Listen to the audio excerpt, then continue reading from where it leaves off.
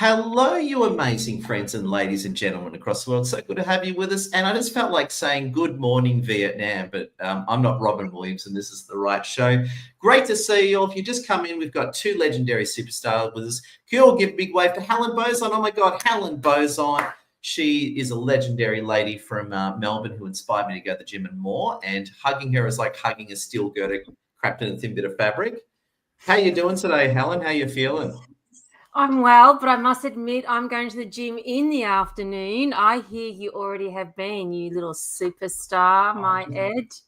Just a 30-minute half session, so it doesn't count. There we go. Never use the word just. You got there and I didn't. And that's why Helen's Well here. done. And speaking of exceptional performance, we also have an amazing friend, the legendary leader of influence, business, women and health, Mary Scott with us. Oh my God, Mary Scott, how are you today? What's going on, Mary Scott? Hello.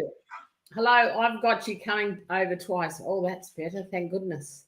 I had you repeating yourself. So I was like, what's going on? I think you asked me how I am. I'm awesome. Just been mowing my lawns. It's going to be a hot day here today. And I'm grateful for the beautiful morning. That's how I am.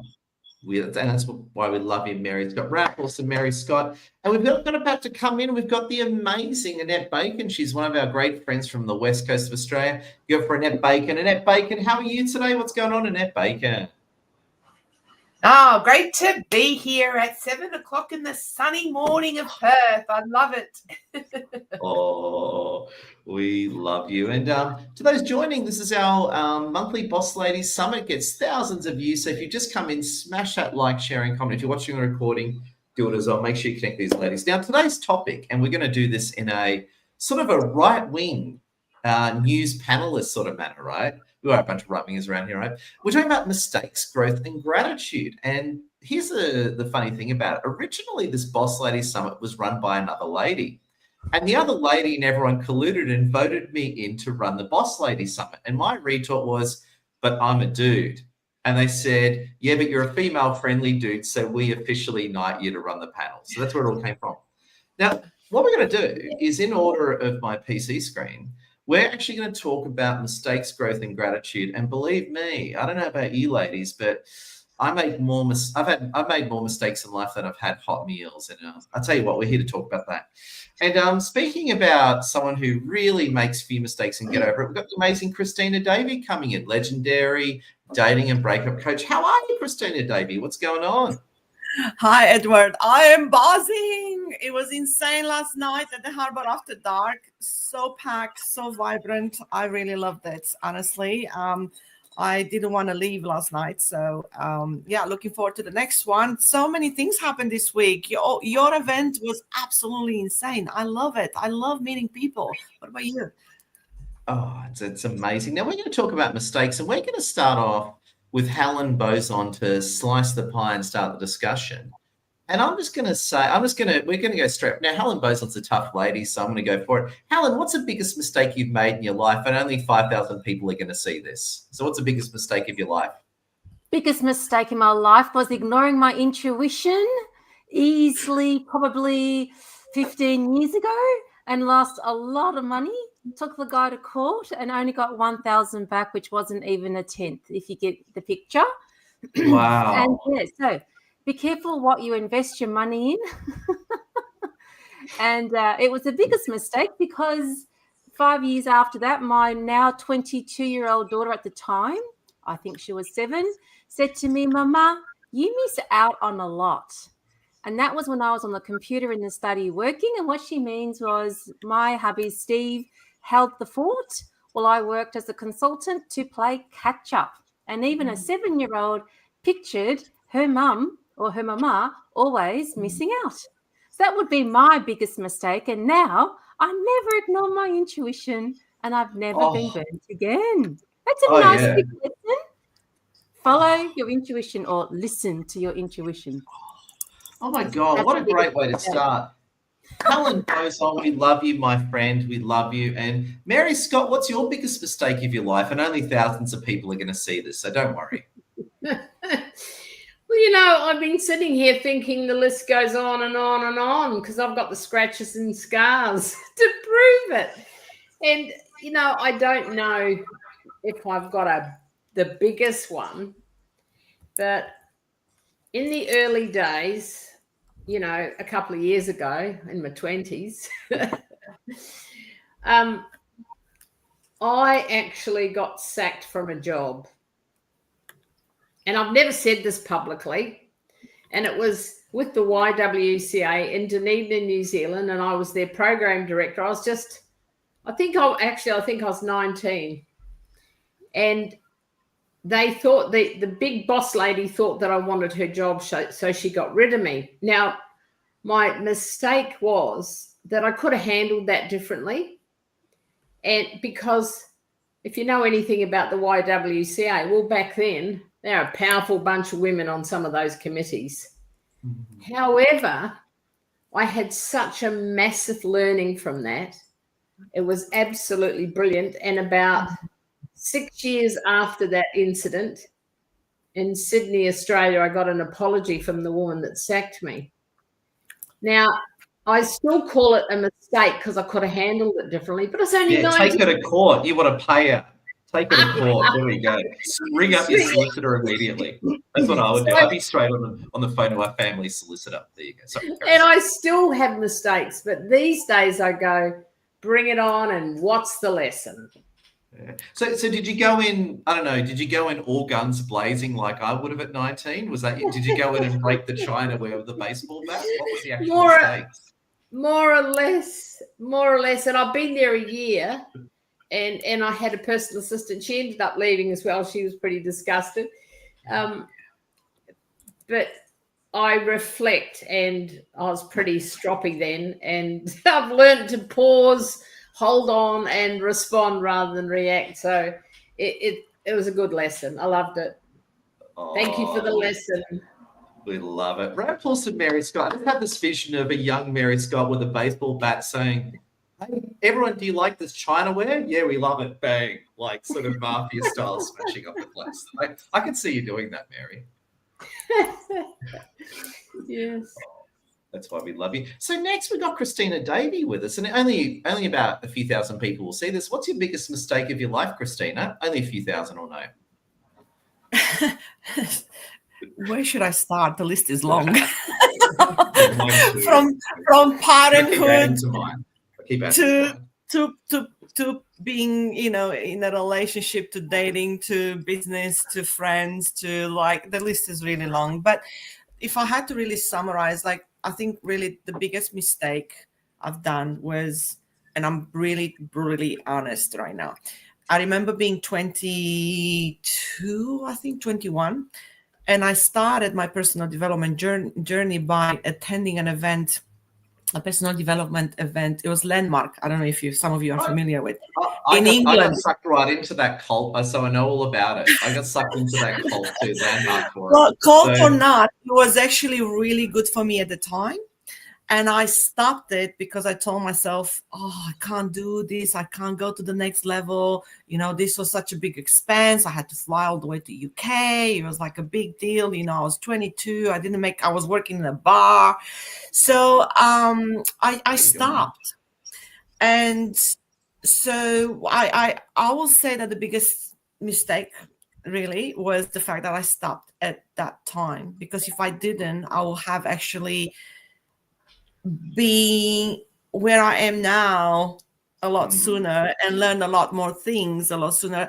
Now I understand, I don't really have regrets in sense of I know the journey took me here, but I just really want to contemplate on the fact that if I would have invested myself continuously from that age, I'll have been so much more resourceful.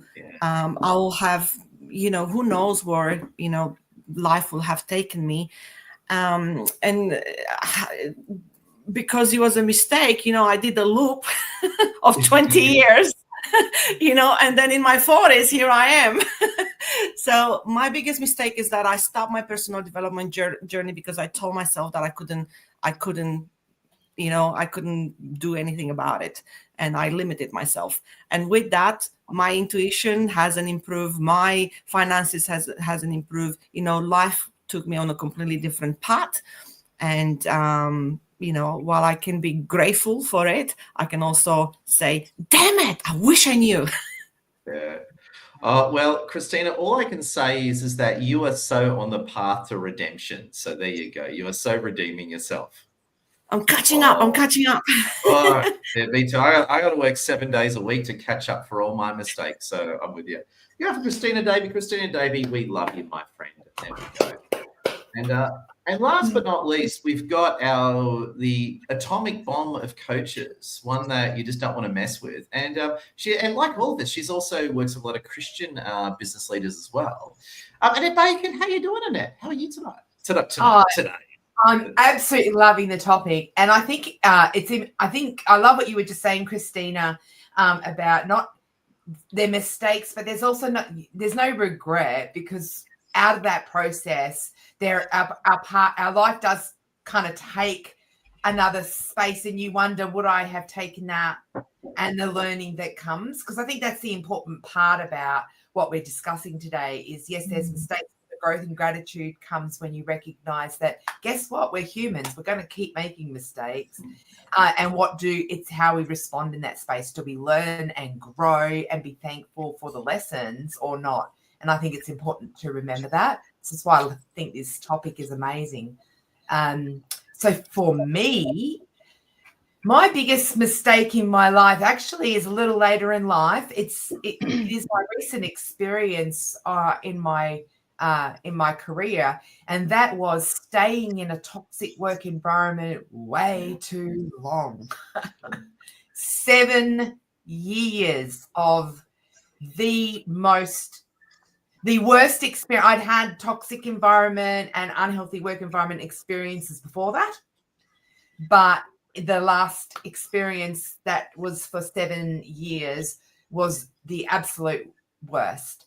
And and I stayed because my part of that biggest mistake was that I felt like my loyalty was, being loyal would be rewarded. And I ended up just being gaslit, right? So, just if I can just jump in there, this has become a real term lately. Can you just define gaslit and gaslighting for the audience? Because it's a very important term, which I'm going to come back to later on today. What is gaslighting, Annette Bacon? Well, isn't that interesting? Because I didn't even know until one of my staff came up to me and said, because I was trying to protect my team from all of that toxicity. And one of my staff, my teachers, came up to me and said, you just got gaslit. And I said, I've never heard that. She said, you need to learn about what it is, because 100% you were just gaslit by the person at the time. So gaslighting really is that it's where you feel like, so the experience that I had with that person, for instance, was I had a conversation. It was a manager, right? A senior manager. I had a conversation with that person in their office, face to face. I walk out of that office, and then that person comes over to my office a few hours later, stands there and tells me point blank to my face that conversation never happened. And it complete did not happen the way Textbook. I heard it. And that Textbook to me is gaslighting. completely left me like, I was shaking my head. I got menopause. I'm having brain fog moments. So it even made me question my own memory. And I sat there going, no, there's no way. So that's a really good example of what it means to be gaslit. Is you just feel like you feel like you're not able to trust yourself anymore. You don't trust your thoughts, your experiences. You don't trust what you're thinking or hearing, and you start questioning absolutely everything. And that's what I was doing. I was literally questioning my expertise, my experience, who I was as a person. It left me doubting everything about myself professionally in that role. Oh, What a check it out for Annette Bacon. Love it, love it, love it, love it. Just incredible. Now, we've set up the pins to be knocked down today, and today's topic is mistakes, growth, and gratitude. And what we're exploring from a women's empowerment viewpoint is mistakes, growth, and gratitude. So we're going to go straight into what we call crosstalk mode. Well, what we do is we allow our savvy panelists to jump in with thoughts. So the topic is mistakes, growth, and gratitude. We're going to go straight into crosstalk mode. So any of our powerful boss ladies, love to hear your thoughts and jump on in. What's on your mind? I wanted to just come to Annette, what you were saying about doubting yourself and being told that meeting actually never happened, and then the spiral effect and the comment about being in menopause. I would love you, everyone listening who is 40 years and up, please embrace the impact that the change in hormones have on anxiety, decision-making, brain functionality, because it will amplify any stress that's going on, and don't just accept it. And it's, so yeah, that would be one of my inputs here of, rather than being dismissive of it, address it, because in these stressful situations, just life, let alone what you went through back then, Annette, the female will cope better. Because you can get your brain thinking and feeling like it's 16, 20 years old again. Because it's such a transition, and it hits a point that then being gaslit, it takes it out of the path. Yeah, thanks, Helen. I think that's really important what you're saying. I didn't used to wear my age as a badge. I have no problem anymore because I've dealt with that, but I'm 55. And I think that for me, it's an important message that I myself have had to turn around and say, you know what, it is still who you are, right? And embracing, and I am learning and teaching myself and being self-compassionate, going back and saying, this is just our phase of what we go through as women, right? And that's okay. And I am getting more okay with it, to the point where I wouldn't even talk about it. So the fact that I said the word menopause and I'm putting it out there and saying, this is where I'm at and this is what I'm experiencing, and languaging it, speaking it out, is part of my growth in being okay in that space. Yeah. Wow. Yep. Wow. So thank you. I would like to add something to that, if you don't mind. I used to gaslight a lot. Okay, I was a gaslighter. I've done it before too. You're not the only one. And So, if we were to be honest, okay, each one of us here, we might have done it at one point. Because before we actually understand the concept of gaslighting or lack of validation, or we actually don't realize if we do it or not.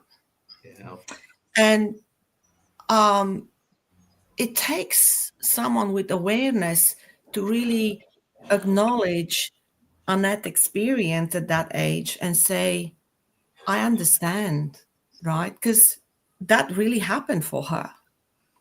But that validation and compassion and sharing your own perspective on, you know, what the intention of the person was, takes awareness, takes a certain skill, and takes really someone who is interested in actually wanting to build a relationship, not put others down. So I'm not saying the person didn't have bad intentions or had good intentions. I just want to highlight something that many people use the term gaslighting, and often we don't really have awareness that there might have been a time when we've done it because we didn't have awareness. I'm teaching my son that now. He's 12. And I wish my parents have taught me about gaslighting when I grew up, because my son tells me no. And I'm like, it's crazy, right? Because I'm like seeing him doing it, like, you know, go to bed, you know, get off your phone. And it's like, I wasn't on my phone. I'm like, I just saw you. Like, I literally Yeah. saw you on your phone. And it's like, no, mom. And I'm like, darling, this is gaslighting. And it makes me very upset, you know? And so I didn't have that when I grew up. So how could I have done any different? So in terms of, I could look at that and be like, my parents did a big boo-boo. They didn't teach me how to not gaslight people. But the truth is that they didn't have awareness either. And I think this is the beauty of these kind of events that we're doing right now, because people are exposed to it. And hopefully they pick up their phone and Google gaslighting. What is it? Am I doing it? Am I not doing it? And with that, you know, we can all get better at not gaslighting, but rather acknowledge and validate people's experience and, you know, be okay with having completely different perspective on something that has happened. What do you think of that? Just quickly as well, we've got Avril in the green room. She's about to come on in. Avril Durrani is one of our great friends from Melbourne. She's a master hypnotherapist and coach, and she is looking amazing. So we love Avril. We're going to let her in now. And I can see Avril getting ready. 3, 2, we're going to unmute Avril. Hit that unmute key, Avril. 3, 2, 1, smile. Oh my God, it's Avril. How you doing, Avril? What's going on, Avril? Hi, everybody. Hi. It was a lovely conversation I'm hearing. Good. How is everybody? Thank you, Ed. Great to see you. Now, we're talking about mistakes, growth, and gratitude. Probably only about 5,000 people will see it. So we just want you to tell us all the biggest mistake of your life. Only 5,000 people will find out. So tell us the biggest mistake of your life. Just me and our 5,000 friends will know. Oh, lovely. I'll just keep it so it's top secret. Please don't tell anyone. My secret was actually believing in myself and trusting my gut instinct. Because if I didn't navigate myself through what I thought was best for me, I tried it everybody else's way and it just crumbles and I'm left with resentment, sadness, torn to pieces and thinking, why this is not working? How come it's working for Joe, Kate, Marianne and everybody else, but why isn't it not working for me? And then I'm feeling all shredding myself down in emotional downward spiral. Then I just realized, well, screw you, everyone. I'm going to do me. And if it screws up, well, it's mine then. And I can own it and walk it, which I've been doing recently. And this is where the career all shifted and everything changes because I actually took a step out and took confidence in myself and stood up for myself and for what I wanted to do. And I'm feeling that I'm thriving and shining now. So if it's any peace of mind, just stand up for your own vibes and for your own self and keep going. Even if you fall, pick yourself up because it's your own mistakes. You'll learn from it, not anybody else's. You can't. The only person you point at is like, ee. So yeah, that's all I have to say. Oh, welcome. Avril's for the call and welcome. And I can see a powerful friend, Mary Scott. Mary Scott's about to drop a bombshell. Go for it, Mary. Over to you. Well, I was thinking about mistakes and I was thinking mistakes are one thing, but the shaming that goes on after is another. And I don't hear that word much anymore. And you can see I'm not 21, but shaming is a big factor in society today in so many different ways. And what it does is it stifles people. They find it difficult to get up from catastrophe, let's use that word, because some mistakes are just mistakes and we can get up and go, what the hell just happened? And there's others that we stay prone because we just can't get up with the help of others. And then you've got shaming. You know, I don't know if anyone else was brought up with this, you know, that did anyone who have that as a child? You know, it was like you made a mistake and then you heard from my parents. My mother was one that used to do it all the time. I'm like, she does that one more time, you know, because it was like a clock ticking, you know. And I think that as soon as, and I love, Christina, I love what you do with your son. It's just beautiful how you teach him all these things. And I think if we can teach our children to change that narrative from, you know, I'm actually learning. And I'm a little legend doing what I'm doing. And that really helps the confidence because the people that I deal with, there's a lot of bravado. There's a lot of seemingly outer confidence, but inside they're really nervous and scared. And I think the sooner we can master that, because we only need, and this is a fact, and I hope that some of you will realize, not realize, but resonate with this. As a child, when we do something and we get scolded or whatever, and we feel the shame, as an adult, sometimes we get triggered by another shaming event, and you were talking about, I think it was Helen was talking about spirals, and then we go down this spiral to I'm completely unworthy. And that's why we have to bite it early in the piece, because that unworthiness stays. I've got adults 65 plus at the moment saying, I just feel like a bit of what.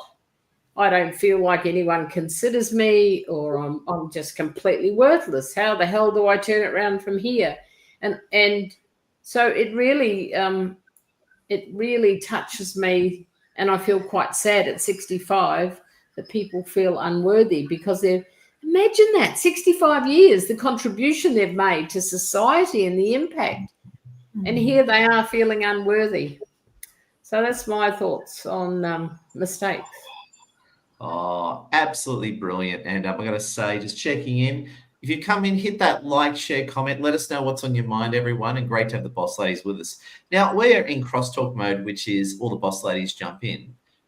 I want to talk about, because shame's a big thing, right? Shame is a big thing. We make a mistake. It's a common human thing. We make a mistake. We feel shame. Shame pulls us back, and then it stops us from succeeding. So obviously, and shame's already come up, shame's one of the worst things that you can do. I just want to throw open to all the boss ladies, what is shame and how do we stop it from affecting us going forward? I want to throw that lady question open to the panel. I'm going to chime in. It's self-worth, self-validation, guys. I think for me, to get rid of shame is to know oneself. Once you ground yourself in being congruent into who you are, it doesn't matter what anyone says, does, or make you feel, because you go, yep, that's your opinion.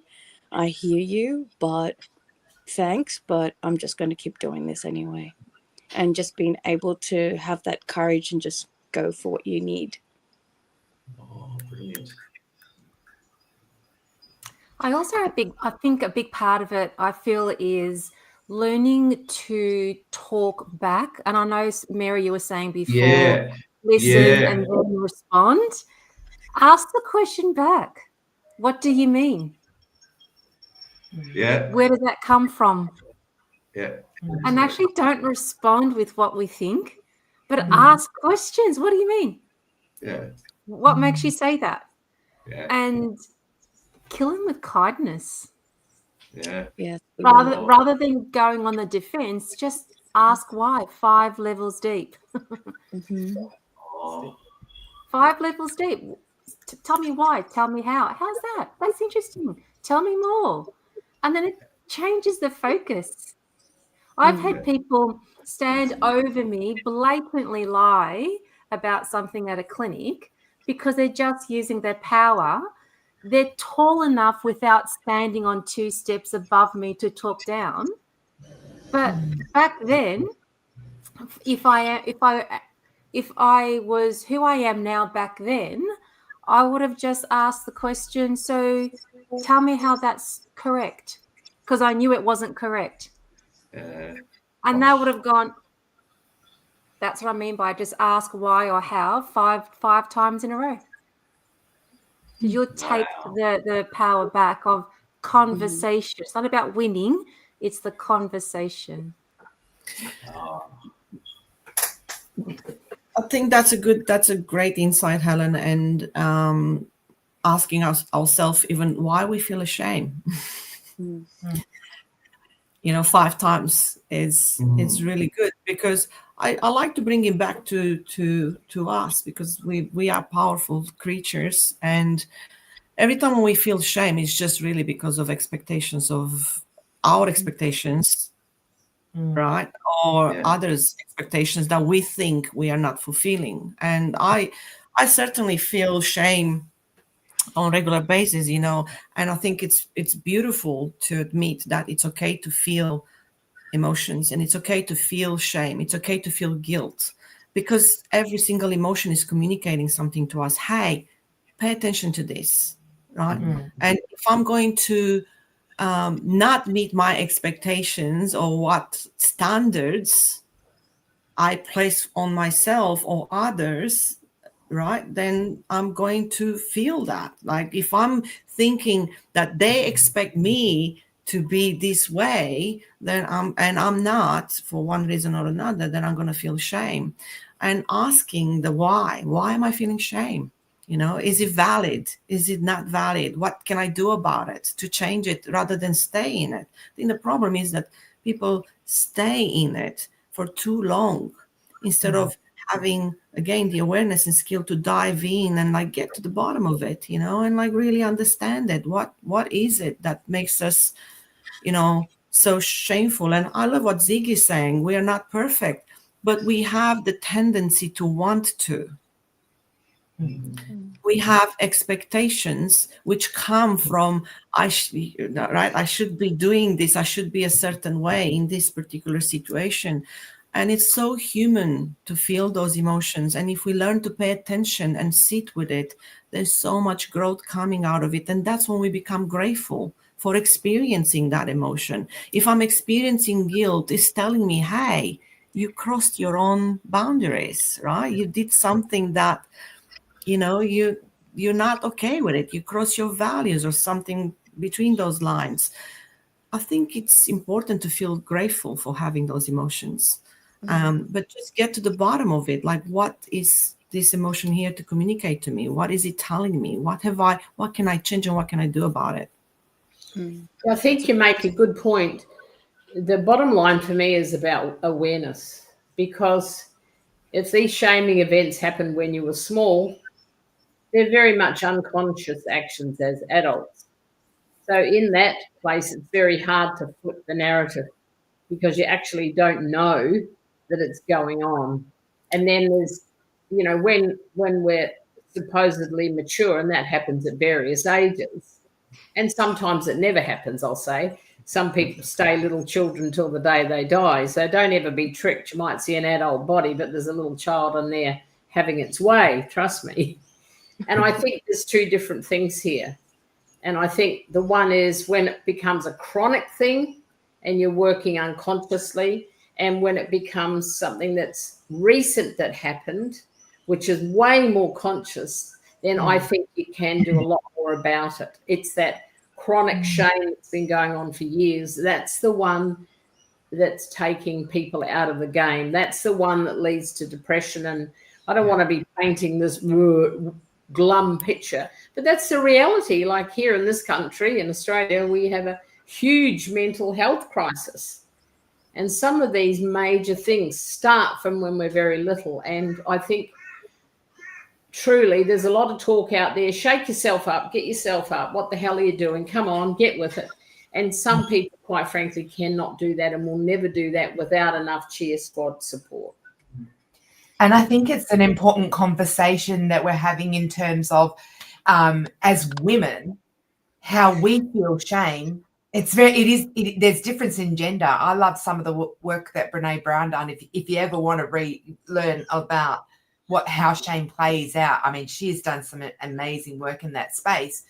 But one of the things that I love that I learned through the teachings from Brene was that for women in particular, what you were saying before, Christine, and what we're having this conversation is, for women, it's tied to the idea that something's unattainable and that it is then conflicting with our expectations that were set for ourselves, and that expectations of perfectionism. And it's a human condition, but women in particular, we are very much conditioned to be people pleasers. We're very much conditioned into that perfectionism and fear playing out in ourselves personally and professionally. And I think the fundamental basis of shame comes back to it is that I am bad. And it's the story that we tell ourselves, not that I've done bad, but actually that I am bad. and helping and going through that process of self-awareness, which you were talking about before, Mary, going through that process of understanding, being aware of that emotion, sitting with that emotion, but not staying in it forever, but staying with it in a self-compassionate way that acknowledges the emotion is telling us something about how we are feeling. But then the step forward becomes, okay, now what's the new story that I tell myself that elevates me out of that space, that takes me beyond that place of shame, so that, like you were saying, Mary, not getting locked up in that for years and years and years, and ending up, older in life and looking back with all this regret in their life, when that we are all precious and beautiful and unique in our own humanity. So I think, it is an important conversation to have about understanding that it is an emotion there, but also then how do you move forward? How do you then come out of that space and start to move forward? Because when I look out in society now, exactly, there's a lot of hurting people out of there, and often it's shame and guilt. I get that. I'm going to chime in a bit. I it's all about females, but don't forget our guys are getting really, really rocked at this stage. I have noticed a lot of my clients, a lot of friends going through a lot of shame because, oh, I'm not the ideal man I'm supposed to be. What kind of man am I? And they put that stereotype onto themselves. They fight through a lot of emotions, and they're like, well, I can't show this because I'm a man. Or do I show too much of emotion? And it's all about judging, ridicule, and then feeling that internal shame because they don't know where to go because it's hard to navigate. I mean, I'm not 100% of a man, but I'm pretty sure Ed would probably be able to have some intel on that. But females go through I think, identically, if not the same, but men really internalize their stuff. They don't actually have that much of communication to expel that. And I think that should be a thing, but in a way that they don't feel like they're putting themselves in a state of vulnerability. Well, they don't want to be perceived as weak, Avril, do they? That's the thing with men. And I love that it's November, because you're right, Avril. It's not an us and them conversation. It's an all in. We're all in this together. And it's timely to recognize that as well. And I think, I don't know, Ed, you can chime in, but, I feel like my experiences is men, it's in that space of they don't have the space. Women, we can tend to be or naturally able to talk about our emotions. And if we talk about our emotions, that's okay. But if men do that, well, then you're just weak. Oh, yeah. Now, I've been biting my tongue so hard to keep my Arab mouth shut. I'm only going to talk once and I'll get back to you guys. I'm going to do a right-wing rant. So Helen Bozo's going to love it. I'm just going to go on a right-wing rant here, right? So I actually blame the political left and the big government for all this, because what you've got going on, right, is two things going on. And I'm going to go full Alex Jones here, right? So what you've got, everyone said, the frogs, no, I won't talk about the frogs. So what it is, right, you've got two things going on. You've got the feminization of men going on, right? So you've got a contradictory message to men. So men have got to be tough, strong, and driven, but you also got to open up and everything. And there's a big thing. Remember, Will Smith, right? I know Will Smith has had a massive fall. I still like the guy despite some of the bad things that he's done, right? But he's got that, can't remember his wife's name, but basically what happened was Will Smith went on TV and he was encouraged to express the emotions he feels about his wife cheating. And he did that and everyone ridiculed him for it. So basically, love or hate Will Smith, they got him on TV, they got him to show his vulnerability, and basically everyone just savaged him, right? So there's a contradiction there. Men have got to be vulnerable, but the moment men are vulnerable, we're going to get you, right? It's a contradiction one. Now, again, this is about women, not men, so I want to bring it back to women now. This is the key point.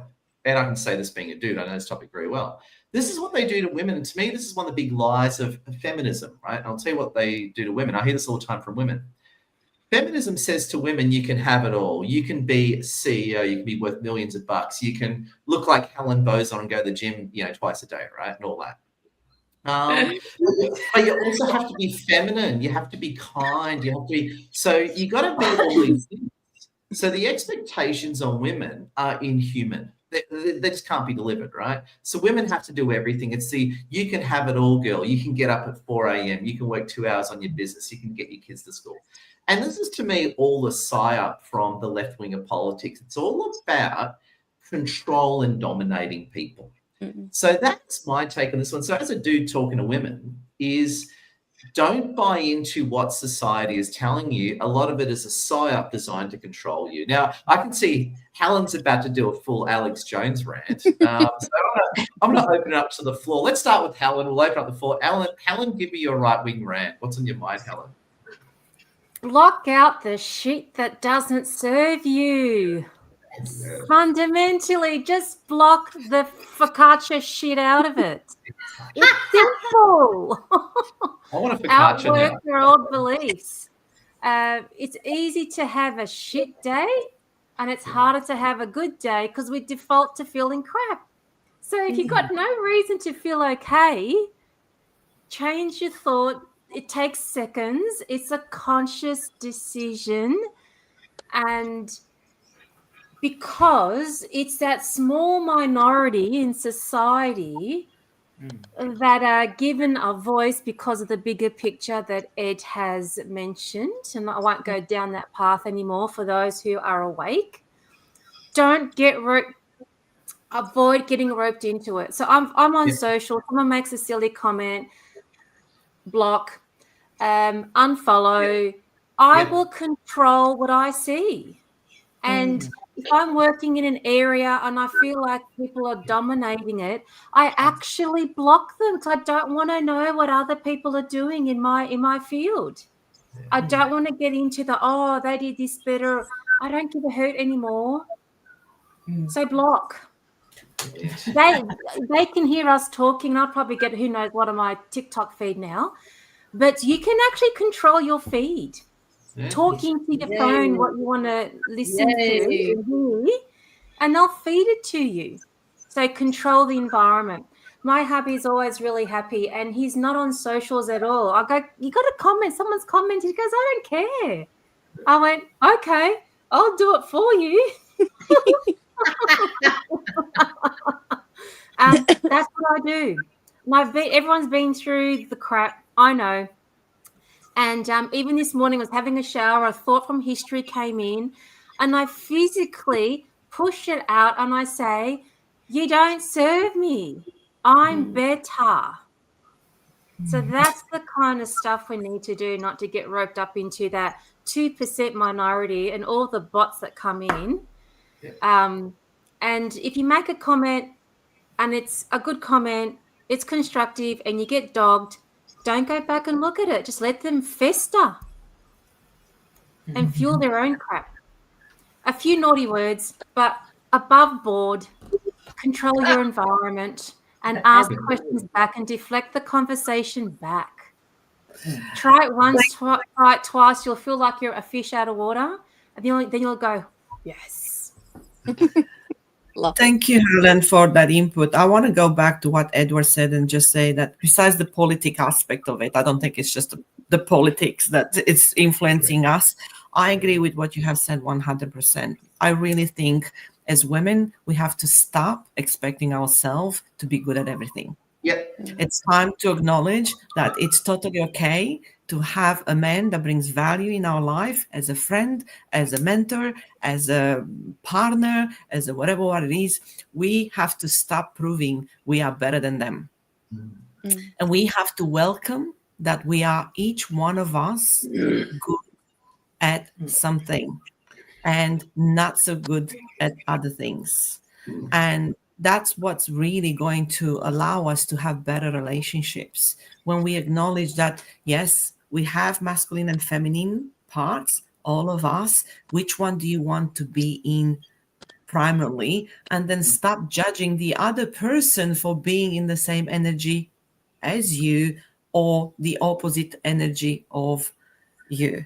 Like, just allow them to be where they are, because the more you allow them to be where they are, the more you accept where you are, and then, as Helen said, you don't need to worry about what other people think or what they're doing or because everybody has space, to just be. And we really have to stop proving that we are. And I see it. Look, I see it all the time myself, and I'm resonating with what you're saying, Edward. We have to stop bashing men for being who they are, and rather embrace them, and also allow them to shine. Shine, to shine. Sorry, in what they're good at, rather than having the expectations. That they should be like us. Let's allow them to be who they are, and let's embrace who we want to be and be okay with it. And one mistake, because we're talking about mistakes, is that when I was in my marriage, I had a lot of expectations of my husband to be just like a woman. Yeah. And be just like a man too. And I couldn't quite understand the dynamic, and I will blame him for not communicating and not being like me and not being able to sit down and talk in the same way. But none of us had the awareness of knowing what masculine and feminine is, and like transitioning from one to another to be able to communicate, holding space. The whole concept of holding space was completely unknown to me in my marriage. I don't know about you, ladies, and if you knew about that, good job. I didn't. I grew up in a communist country. So the concept of holding space for other, no. In Romania, we're like, who is the loudest wins? Like in Italy, you're like, you gotta speak loud so you can be heard. I come from an Arabic background, and we're like Italians. We're the worst. No disrespect to Italians. We're just as bad as Italians. Love Italians. There you go. So I think I'm really truly grateful that we live in our times when we can have these conversations publicly. And we can shake up, people and be like, hey, you can change that. Hey, they look around, there are people that are changing that. And if they can, you can too. And embrace that. Embrace change. It's good, but it's scary. Ed, can I quickly come in? Yeah, but all ladies jump in. Okay, on a non-personal level, in terms of relationship, tell me if it's too simple. Rather than trying to do everything, stay in your lane in what you're good at, socially, professionally, just stay in your lane. And outside that, collaborate with someone who's better in the areas that you lack in. Yay, well said. See, I don't think it's a gender thing. I think it's about strengths, being in your flow, and people coming together and bringing the best to that relationship. I don't think it's a male-female thing.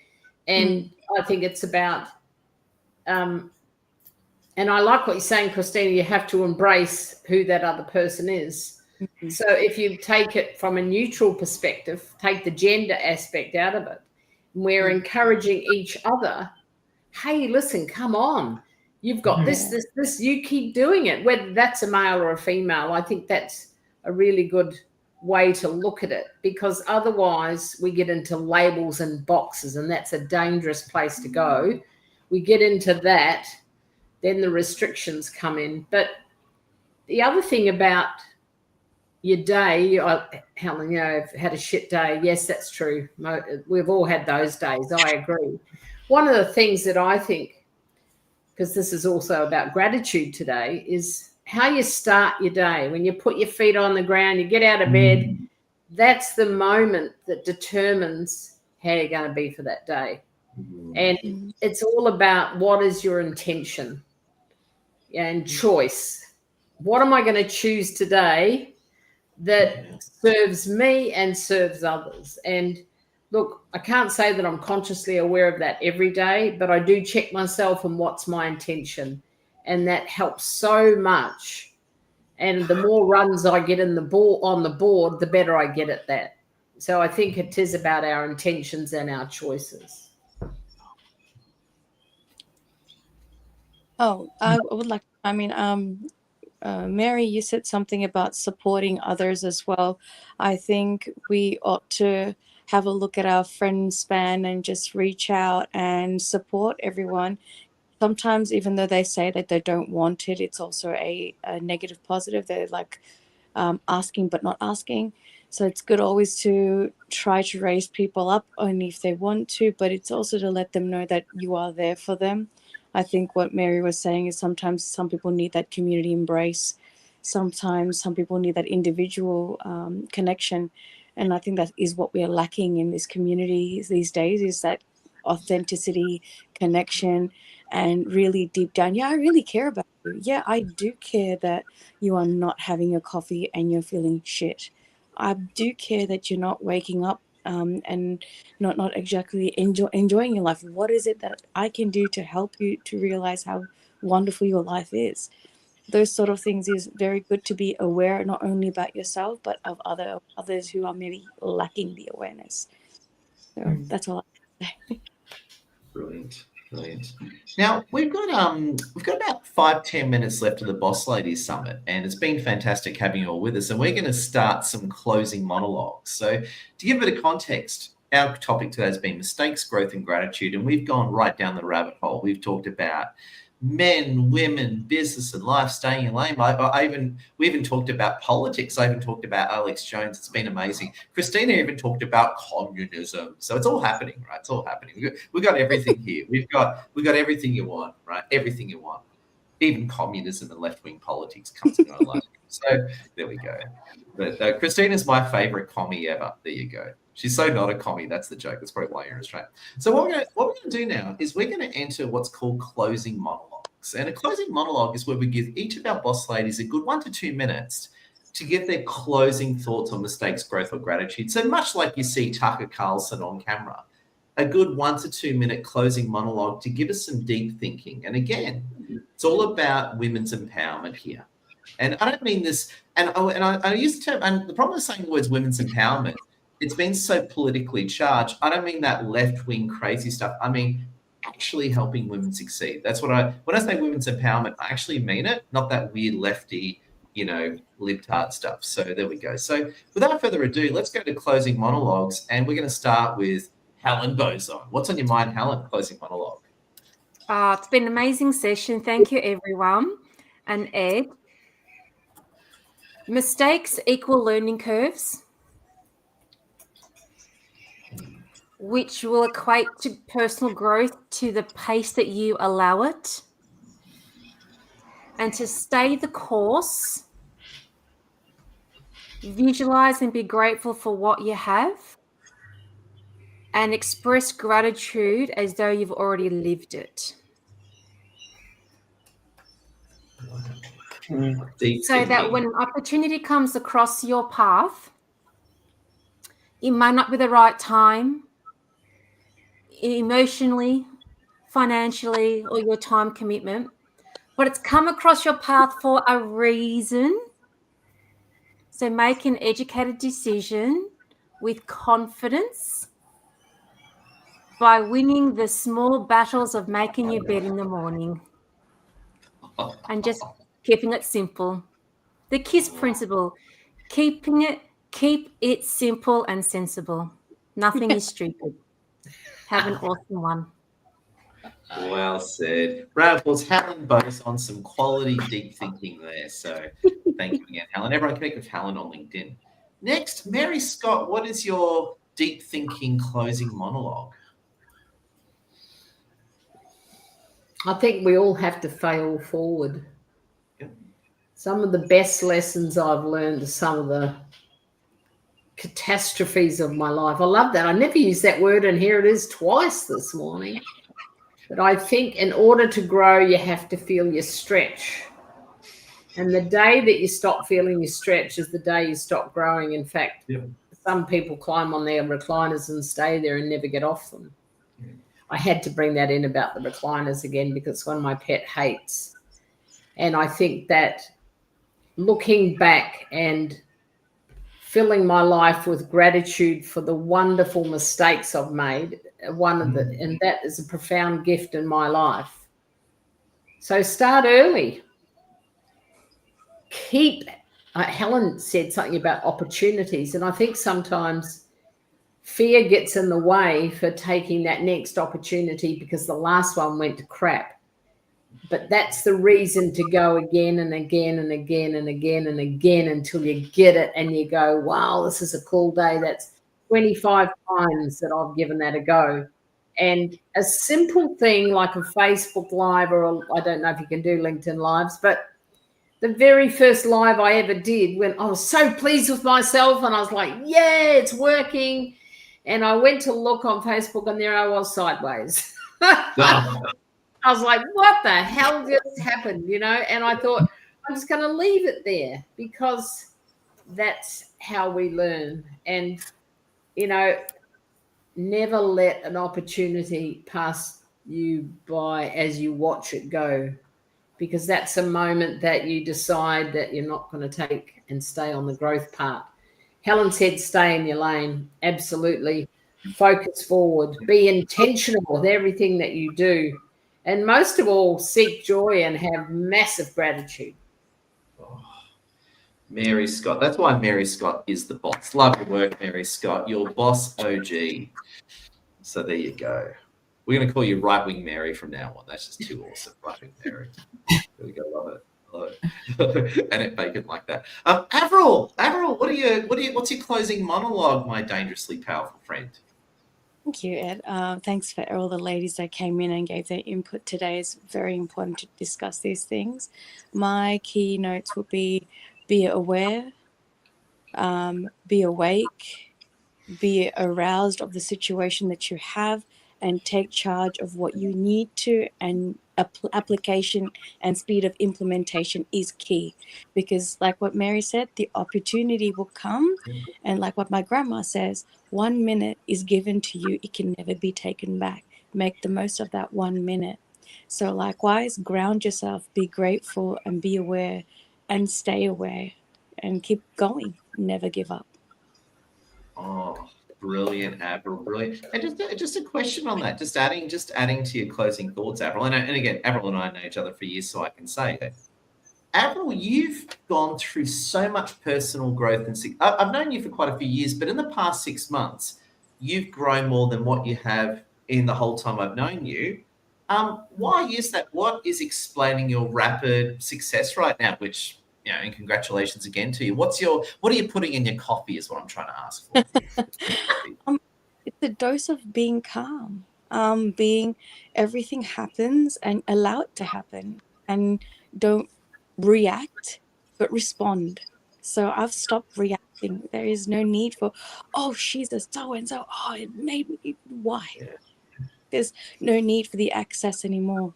It's come to a point where I've realized it is what it is. Yeah. Either this is going to come out raw. Sorry for anyone who's listening and might be offended. If pee is pissing down on your face, either open your mouth or step aside. Stop talking about the political left like that. Yeah, sorry, Avril said it, so I have to say it. I got to watch what I say, but there's this really good meme. Helen Bozon likes it too. Helen Bozon knows it. There's this really good meme on that goes around, and it has this. It's a cartoon of this person being weird on with a big smile, and on the person it has a sign on them saying "government." It's an old survey. There you go. So I had to bring that up. You know what I mean? So basically, government's weighing on people, and people love it because they're so stupid. That's a joke. So there we go. Love it. You said it, Avril, not me. So there we go. Give me a round of applause. Avril, round of applause. Deep thinking. I love it, my friend. And there we go. And next we've got Christina Davey. I'm going to call you my favourite commie. No, you're not a commie. There you go. You grew up as a commie, but you're so nice. Christina Davey, what are your closing thoughts and deep thinking, my powerful friend? I'm trying to gather my thoughts after, imagining having that image of pee on someone's face. So on this live stream, we've talked about communism, big government, getting fit. And Avril brought up being weed on. So I think it's great. So if you want a good live stream, you come to our live streams. We talk about everything. I'm sorry, carry on, Christina Davey. I believe that there's a need for all of us to expect mistakes. Yeah. Because we can't live life without them. So we have to call the ambulance for Avril. She's having, I think she's losing it. So if Avril passes out, we're going to dial 000 immediately. Avril's going to die from laughter today. There we go. No, sorry, continue, Christina. Sorry. So please continue, Christina, before Avril passes out. So now that I gather my thoughts back, I really think we need to embrace mistakes, accept them. We will make them. Just like life is full of challenges, it's not just like really good and great and fantastic. We really need to understand that, well, yes, mistakes will happen, and to learn to forgive ourselves and forgive others for it too. I think this is something that we haven't touched on today. I make mistakes every day.